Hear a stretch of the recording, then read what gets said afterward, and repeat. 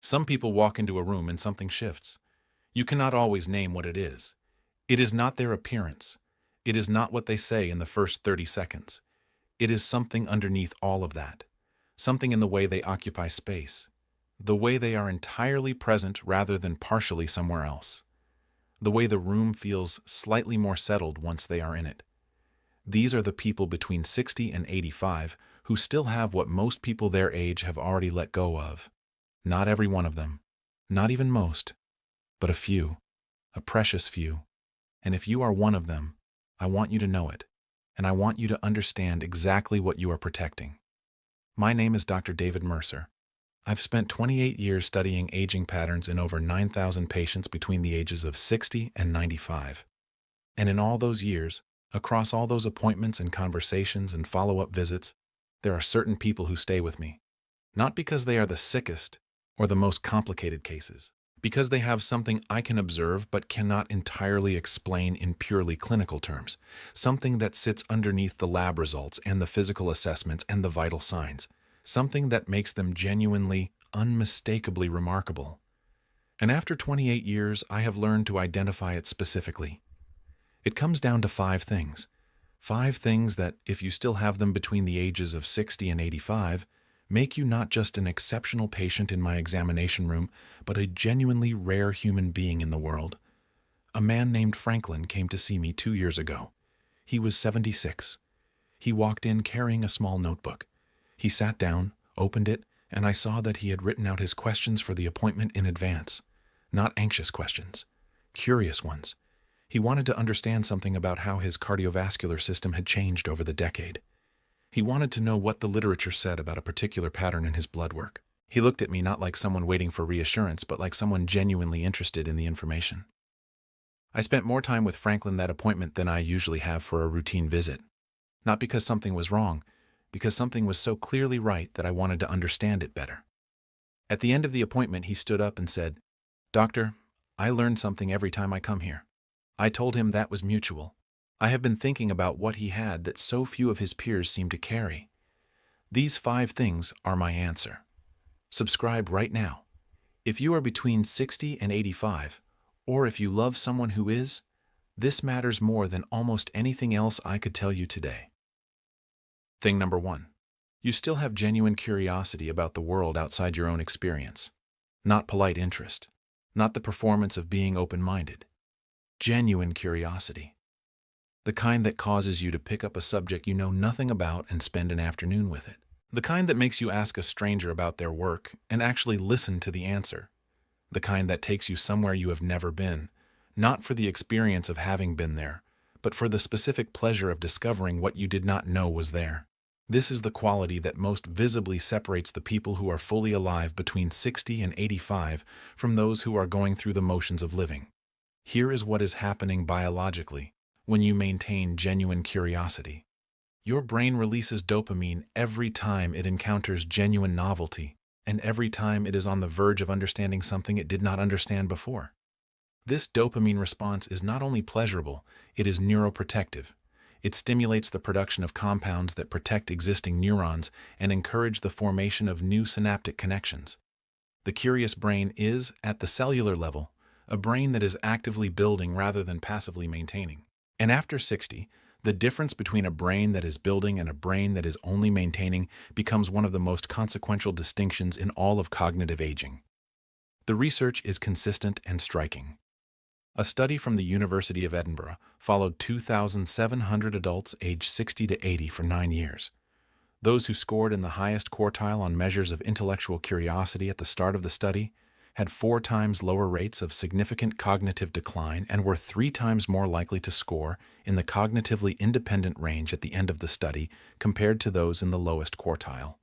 4 times lower decline, not from exercise or diet or medication, from the sustained practice of genuine interest in things outside yourself.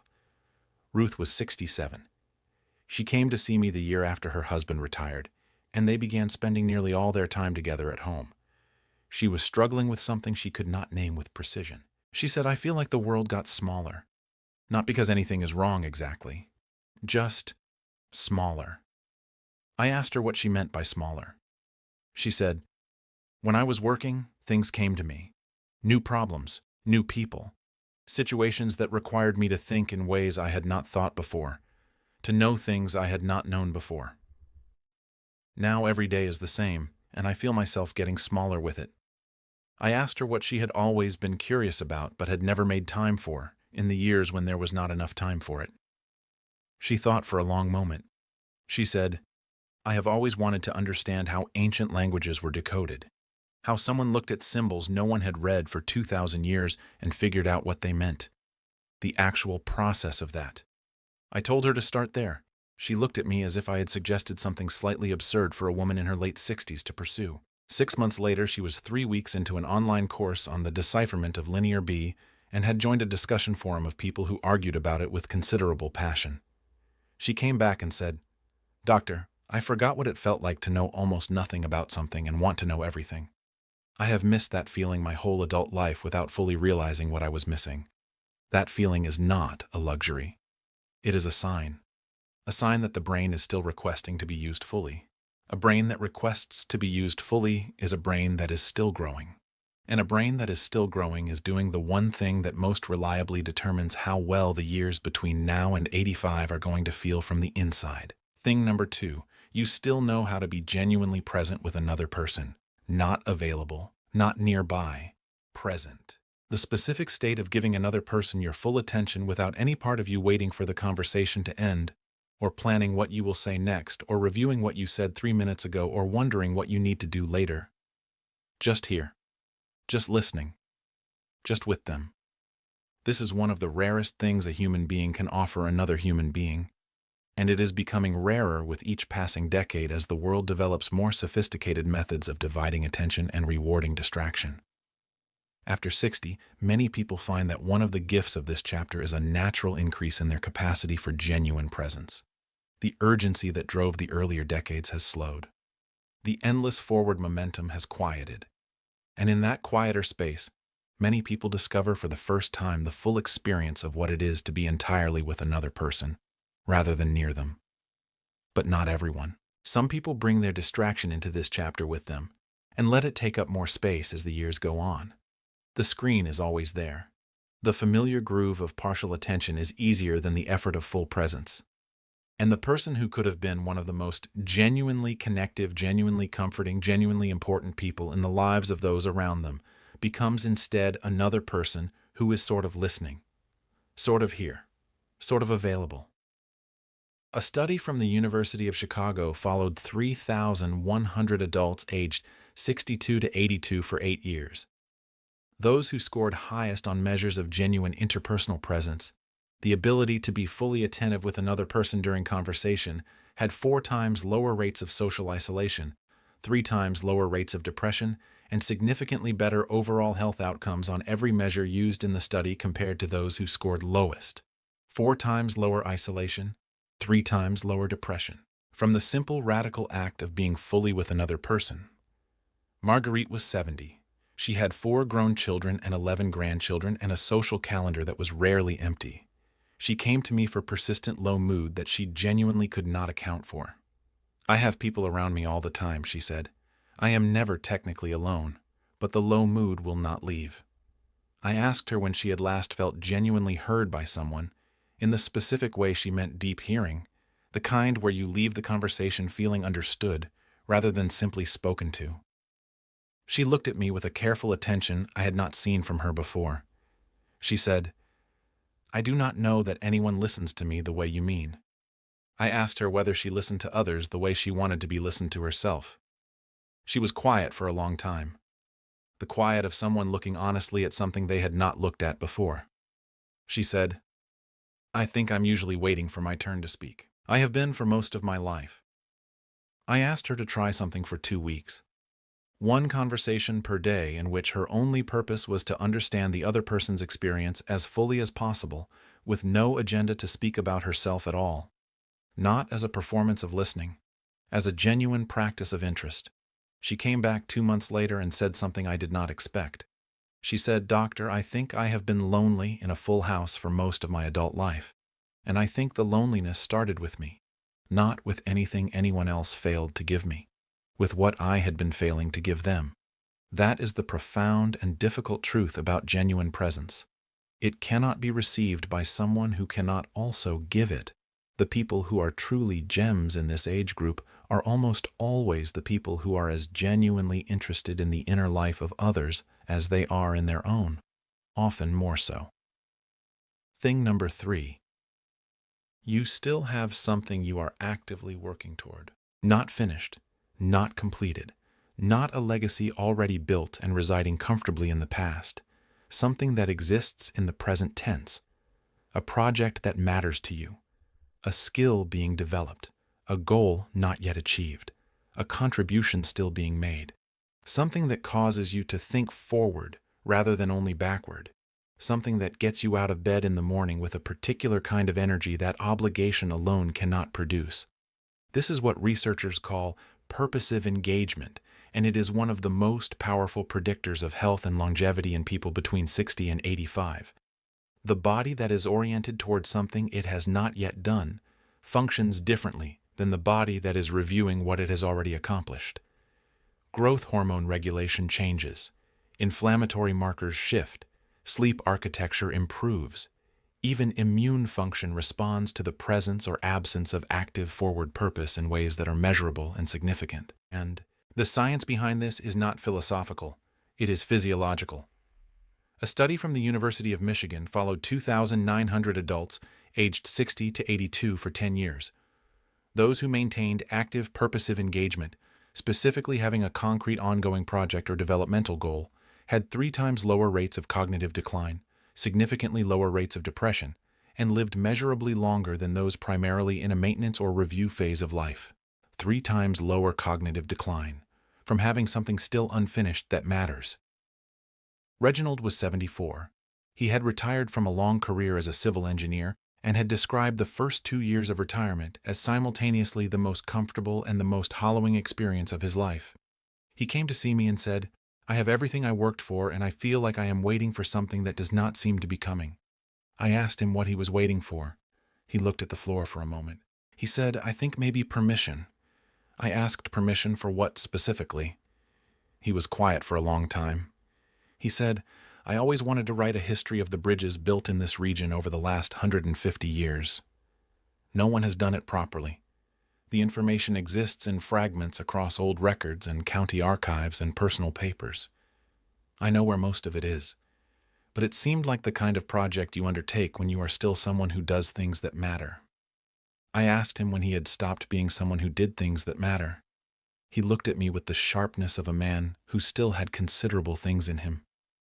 He said, "That is an unfair question." I told him it was entirely unfair and also entirely the right one. He started the book 3 weeks later. He came back 18 months after that initial appointment and said, "Doctor, I am 300 pages in. 3 universities and a historical society have been in contact." He sat forward in his chair in the particular way of someone who is building something and knows it. "I did not recognize how much of myself I had put in storage," he said. "I thought retiring from my career meant retiring from contribution. It turned out to only mean retiring from that particular one." Thing number 4. You still laugh easily and often, particularly at yourself. This is not about being cheerful or maintaining a positive attitude as a discipline or a performance. This is about the specific capacity for genuine, unguarded, uninvested laughter. The laughter that comes from finding the human situation genuinely amusing rather than threatening or requiring management. The laughter that is most freely available when the thing being laughed at is yourself. Because the ability to find yourself genuinely funny, to observe your own limitations and contradictions and stumbles with real amusement rather than defensive irritation or private shame, is one of the deepest indicators of psychological integration available in this age group. It means the self is secure enough not to require protecting at every turn. It means experience has produced proportion rather than rigidity. It means the person has enough distance from themselves to find themselves interesting and even entertaining. And that distance, held with warmth rather than coldness, is one of the signatures of someone who has done the internal work that this chapter of life makes possible. The research on laughter and aging is among the most consistently encouraging bodies of evidence in medicine. A study from the University of California followed 2,600 adults aged 60 to 82 for 7 years. Those who reported frequent genuine laughter, specifically including laughter at themselves, had 3 times lower rates of cardiovascular events, 4 times lower rates of depression, and significantly better immune function over the study period compared to those who reported infrequent or effortful laughter, 3 times lower cardiovascular events, 4 times lower depression, from something that costs nothing and requires no equipment whatsoever. Constance was 71. She came to see me after what she described as a difficult year of accumulated frustrations. She was tightly wound in a way that was unusual for her. She described a series of events that had genuinely been difficult. She described them with the grim thoroughness of someone taking an inventory of wrongs. I listened for a long time. Then I asked her when she had last laughed. She looked at me. Actually laughed. She thought about it. She said, "I cannot remember. Something has become very serious with me. I do not know when it happened."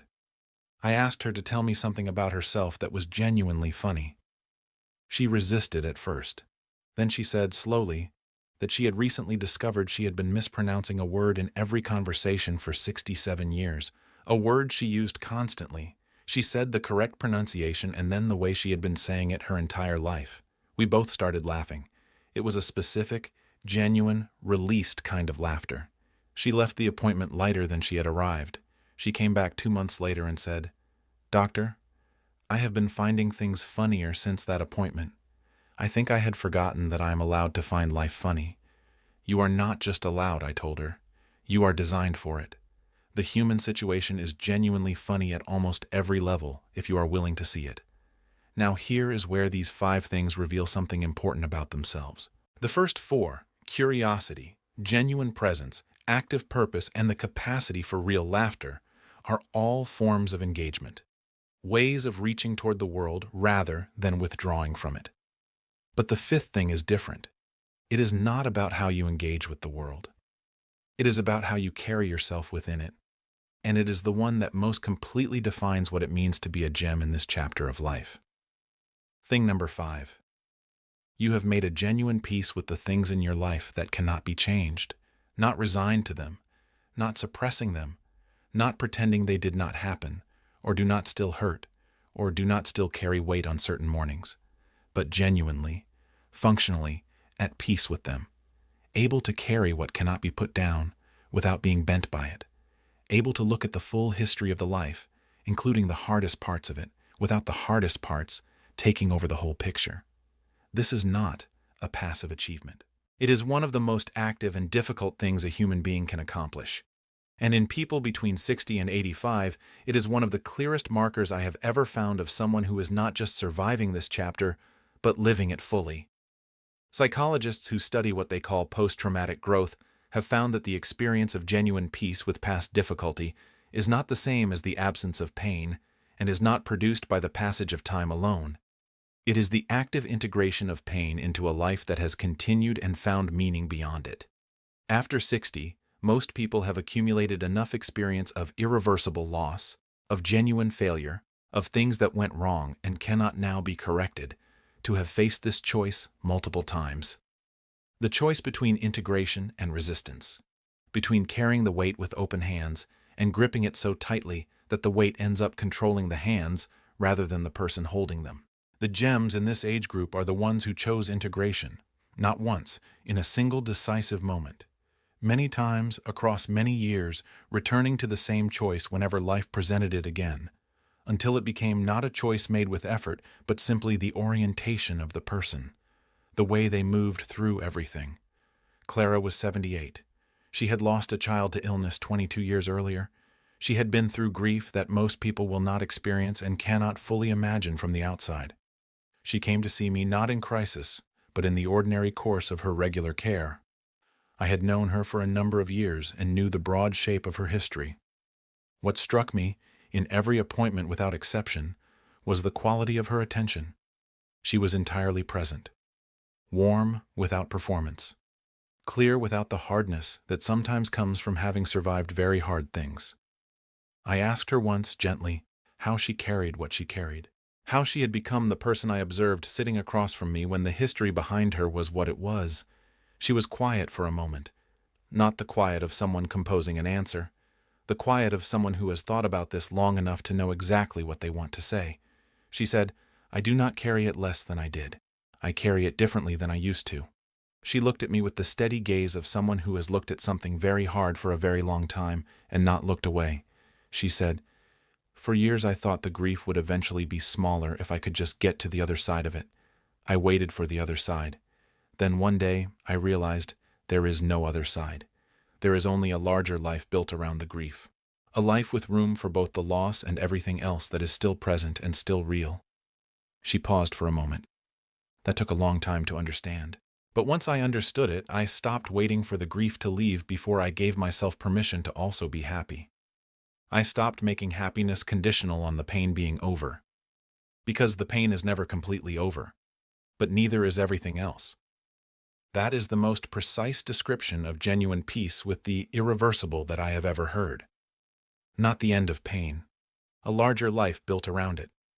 One large enough to contain both. Franklin came back to see me a year after that first appointment. The man with the notebook, and the prepared questions, and the genuine interest in understanding his own biology. He sat down, opened his notebook again, and said, "Doctor, I have 3 questions, and one thing to tell you." The questions were as considered as the first time. The thing he wanted to tell me was that he had started teaching a class on cardiac physiology to first-year nursing students at the local community college. He was 77 years old. He said, "I found I still have things in me that are worth giving away." He looked at the notebook for a moment, and the students are more genuinely curious than I expected. They ask questions I have never been asked before. It turns out that being around that kind of curiosity is exactly what I needed. That is what curiosity does, at 77 as much as at any other age. It finds its way toward more of itself. It recognizes itself in others. And in that recognition, something in both people comes more fully alive. Curiosity, presence, purpose, laughter, peace with what cannot be changed. 5 things. Any one of them is rare after 70. All 5 together make someone genuinely uncommon. The person who lights a room before they speak, who makes others feel fully seen without trying, who is still building something at 80, who laughs at themselves with real amusement, who carries the hardest things without letting them define the carrying. If you have all 5, you already know what you are. If you are still finding some of them, you are already on the way. The work of becoming a gem is never finished, but it is always, always worth doing.